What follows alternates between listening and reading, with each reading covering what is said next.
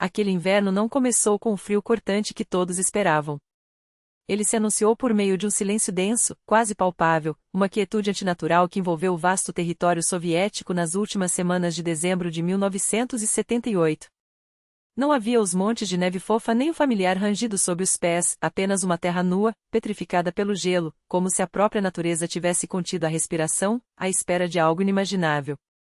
Nos campos negros e desprotegidos, os camponeses olhavam com desespero. Sem o manto branco, as lavouras de inverno estavam condenadas.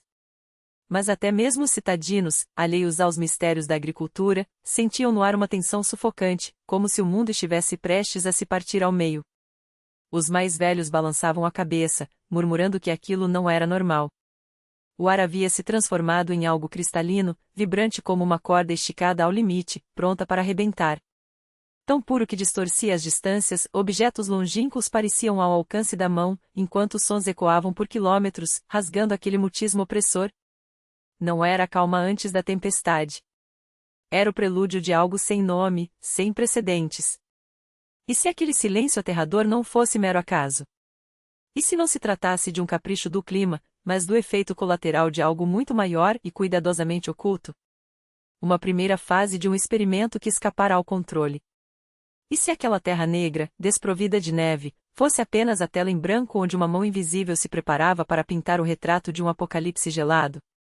Foi então, no dia 28 de dezembro, que algo se moveu nas vastidões do Mar de Kara. Os meteorologistas chamariam aquilo de anticiclone poderoso em seus boletins, um termo técnico, frio, incapaz de transmitir o horror que se aproximava. Mas nos círculos restritos, onde as palavras eram sussurradas e os documentos queimados após a leitura, aquele fenômeno tinha outro nome muito mais sinistro: invasão ultrapolar. Era o código para o desastre, o colapso catastrófico do projeto Escudo Ártico, uma ideia nascida nos porões da Guerra Fria, tão brilhante quanto insana. Dominar o clima. Criar uma arma contra a qual nenhum exército poderia resistir. O escudo ártico deveria ser uma barreira invisível, um muro de frio absoluto capaz de paralisar qualquer máquina inimiga nas fronteiras do Ártico. Uma instalação secreta, enterrada no permafrost próximo ao Mar de Kara, usaria geradores de frequências ultrabaixas para manipular a ionosfera, sugando o calor das massas de ar e gerando zonas de gelo letal sob demanda. Mas em 28 de dezembro de 1978, algo deu errado. O sistema, projetado para precisão cirúrgica, falhou. Em vez de um bloqueio controlado, desencadeou uma reação em cadeia incontrolável. Houve uma ruptura na própria estrutura da atmosfera, uma fissura por onde jorrou um frio que não tinha nada de natural. A invasão ultrapolar não era um fenômeno meteorológico. Era uma onda de choque de gelo absoluto, um predador silencioso que desafiava todas as leis da física. E, como um ser vivo, começou a avançar do norte para o sul, engolindo uma nação desprevenida. As cidades foram as primeiras a sentir o golpe. Não era um inverno rigoroso, era o efeito de uma arma invisível, implacável. Os termômetros não caíram e despencaram. Moscou registrou menos 37 graus Celsius, a região metropolitana, menos 45 graus Celsius, os Urais, menos 48 graus Celsius. Na República de Komi, os instrumentos marcavam quase menos 60 graus Celsius, temperaturas dignas de um planeta alienígena. A civilização de aço e concreto revelou-se frágil como vidro. O metal gemia, exausto. Tubulações explodiam com estrondos ensurdecedores, transformando ruas em pistas de gelo envoltas em névoa congelante. Caldeiras de aquecimento central em Ulianos e dezenas de outras cidades estouraram como cascas de ovo. Mas o pior acontecia dentro das casas. Não era apenas o frio penetrando pelas frestas. Era uma força anômala, sugando o calor da própria matéria. Paredes internas, mesmo aquelas sem contato com o exterior, cobriam-se de uma camada espessa de geada cristalina. Famílias inteiras, envoltas em todas as roupas que tinham, aglomeravam-se ao redor de radiadores gelados, acendendo fogões a gás e fornos na desesperada tentativa de sobreviver. E dos rádios, uma voz serena, quase indiferente, pedia que economizassem energia. O cinismo era absoluto. Eles sabiam que não era um frio comum. Sabiam que a rede elétrica do país ruía sob o peso de seu próprio experimento falho, mas ainda assim exortavam os congelantes cidadãos a racionarem recursos, como se o verdadeiro problema fosse o consumo e não o monstro que devorava a energia de uma nação. O Natal foi cancelado. Nos armazéns, dezenas de milhares de garrafas de champanhe e refrigerante explodiam com o gelo. O pão sumiu das prateleiras. Trens internacionais paralisavam nos trilhos, os fios de alta tensão partidos pelo peso do gelo. O mundo conhecido desmoronava, engolido por uma tempestade artificial e hostil. Mas se nas cidades ainda havia a ilusão de abrigo, o que dizer daqueles que enfrentavam sozinhos aquele inferno gelado, longe de qualquer vestígio de calor humano? Foi nesse pesadelo que um grupo de jovens turistas de Pavlodar caiu, bem no epicentro da anomalia. Eram estudantes comuns, em uma expedição de esqui pelos caminhos de Lenin no Tartaristão, 120 quilômetros pelo leito congelado do Volga até Kazan, uma aventura que se transformou em uma luta pela vida. Eles não sabiam que haviam entrado em uma zona onde o frio não era apenas um fenômeno natural. Ali, ele estava vivo. Primeiro, veio a pressão. O ar tornou-se denso, quase sólido. Respirar era um esforço sobre-humano. Cada passo exigia uma força descomunal. Depois, o frio começou a brincar com suas mentes. Não congelava apenas os corpos, paralisava a vontade, sussurrando promessas doces de descanso.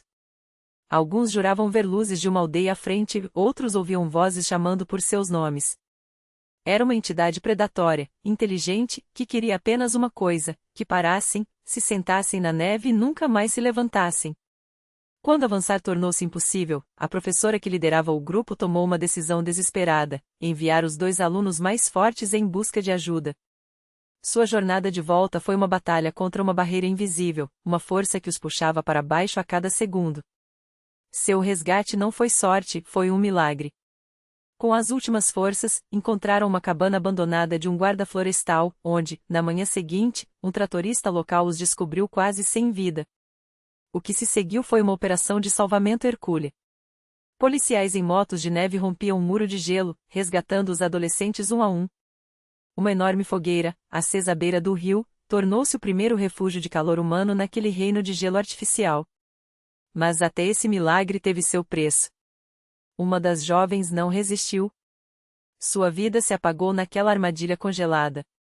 Aquela tragédia revelou o que a humanidade era capaz de criar e o que poderia destruir. O gelo artificial não se limitava a devorar vidas na natureza selvagem, ele brincava com a sanidade humana, cortava fios do destino como lâmina afiada. Mas o pior teste ainda estava por vir. E não aconteceria nos bosques silenciosos, e sim onde, dentro de um sarcófago de concreto, se concentrava o maior poder e o maior perigo da era soviética.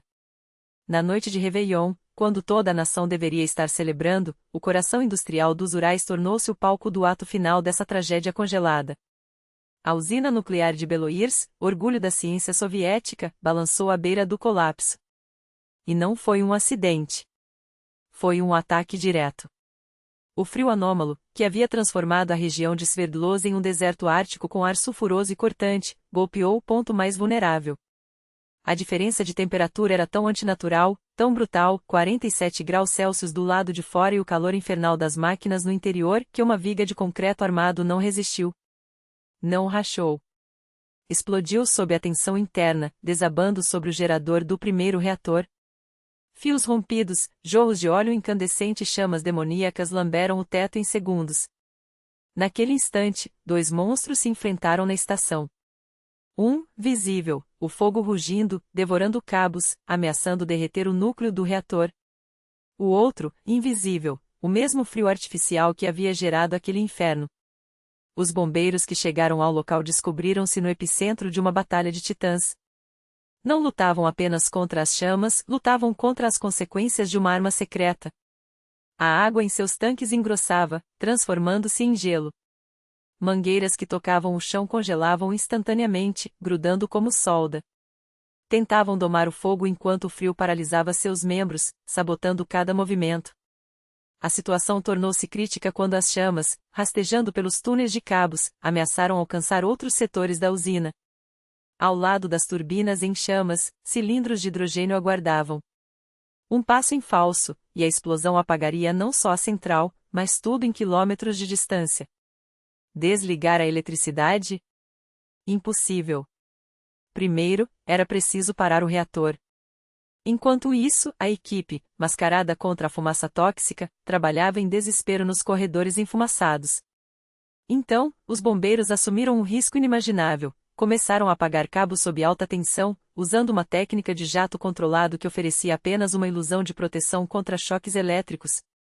20 horas. 20 horas o mundo oscilou na navalha entre o apocalipse nuclear e o inferno de fogo.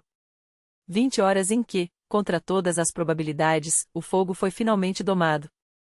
300 ônibus e vários trens já estavam prontos para uma evacuação em massa. Não foram necessários. O incêndio havia sido derrotado. Uma nação inteira, com a respiração suspensa, havia escapado por um fio. Mas e agora? Quando aquele experimento monstruoso seria encerrado?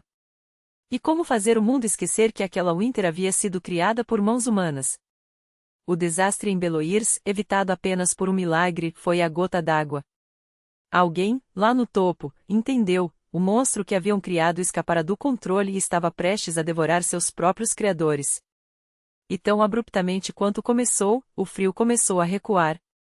Após o ano novo, os termômetros subiram lentamente. Mas não era um degelo natural. Parecia que, em algum lugar nas profundezas geladas do Mar de Kara, alguém havia desligado um interruptor gigante. Ou o sistema havia queimado seus últimos recursos, exaurido por sua própria fúria. Quando a névoa congelada se dissipou, o país começou a contabilizar as perdas.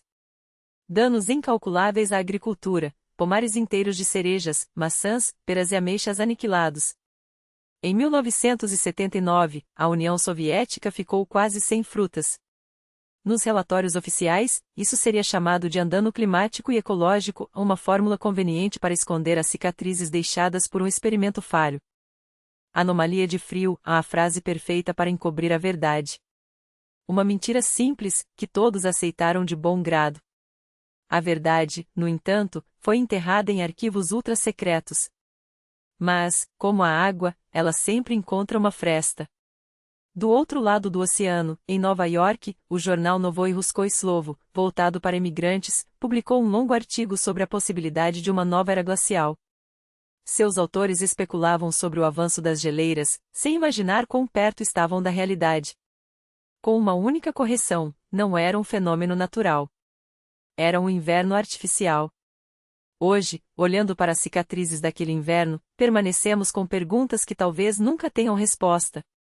O projeto Escudo do Norte foi realmente destruído após o fracasso, ou apenas congelado, escondido nas profundezas do permafrost, à espera de tempos melhores? Outros países, além da cortina de ferro, conduziram experimentos semelhantes? E, acima de tudo, as anomalias climáticas de hoje, essas ondas repentinas de calor e frio extremo, não seriam eco distante daquele inverno em que a humanidade espiou o abismo e quase provocou seu próprio apocalipse? O que você acha? Foi apenas um capricho da natureza ou por trás daqueles gelos esconde-se um segredo tão terrível que ainda nos é negado? Se você ou alguém que conhece viveu aquele inverno, que detalhes ficaram de fora dos registros oficiais? Compartilhe suas memórias, suas teorias. Juntos, podemos reconstruir os pedaços que faltam. E se você, como nós, é fascinado por investigações que revelam as páginas mais obscuras da história, apoie este trabalho. Sua inscrição e seu like são o combustível que nos impulsiona a desenterrar mais verdades esconduas sob camadas de gelo e silêncio. Obrigado por estar conosco até o fim. Mantenha os olhos abertos, porque a realidade é sempre mais profunda do que parece. Até a próxima!